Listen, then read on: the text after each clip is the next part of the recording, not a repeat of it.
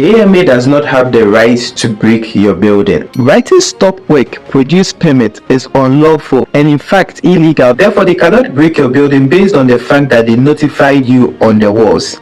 Let's get deeper into the laws so you understand this.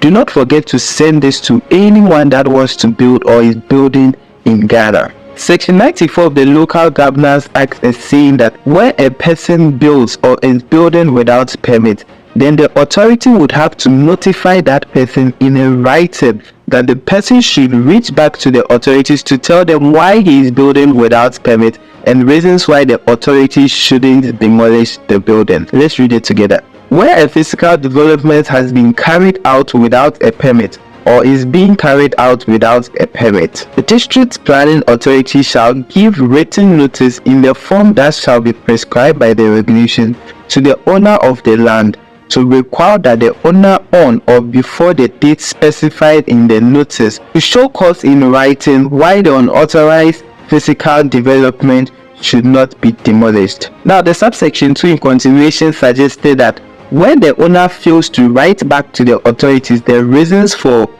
putting up a building without a permit, then the authorities would have the right to break the building. Now, this is where it gets interesting. The law is saying that before they break our buildings, they need to notify us. Now, the notice we only receive is stop work, produce permits by AMA or by any municipal assembly. Now, the question is that inscription, which is stop work, produce permit, a lawful notice? No. According to the case of Eti Yeboah versus Infantiman Municipal Assembly, which was handled by Lawyer Nana Kofi Safu Kantaka, expressly suggested that the written notice the court demands or the written notice the law demands is that the authority needs to write on paper to the landowner and not on the wall. Therefore, writing on the wall and later breaking the building or demolishing the building is totally illegal. When you find yourself in this situation where your building has been demolished without a written notice to you, do not sit idle.